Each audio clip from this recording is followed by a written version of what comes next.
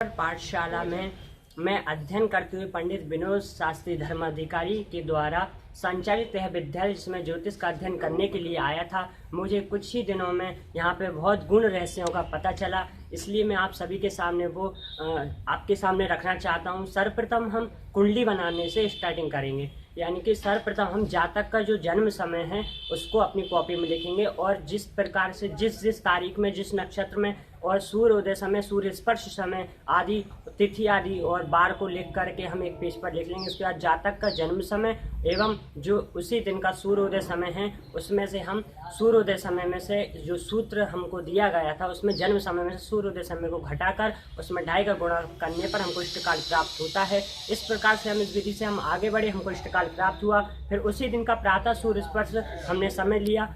सारणी में जब हमने देखा उसमें हमने मिलान किया। उस मिलान को करने के बाद में हमने जो हमको सारणी में इष्टकाल में हमने जोड़ दिया। इष्टकाल में जोड़ने के बाद में हमको वो जो अंक प्राप्त हुए उनको पुनः हमने सारणी में ढूंढा।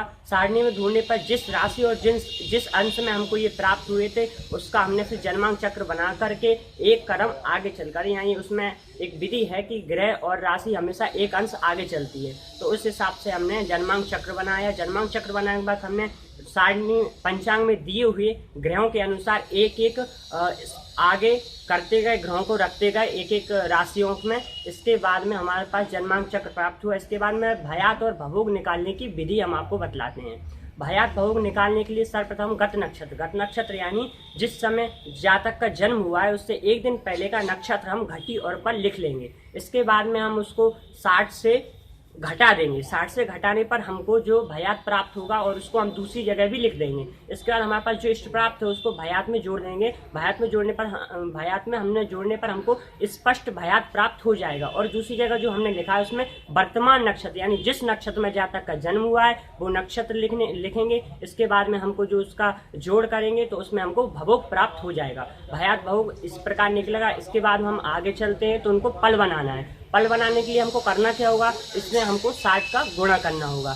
भयात और भवोग दोनों में हम 60 का गुणा करेंगे। घटियों के 60 में गुणा करने पर हमको जो प्राप्त होगा उसमें जो पल भी थे उनको भी जोड़ देंगे। इसके बाद में हम भयात का गुणा करेंगे किसमें, जिस नक्षत्र में जातक का जन्म हुआ है उस नक्षत्र के दशा स्वामी से गुणा करेंगे।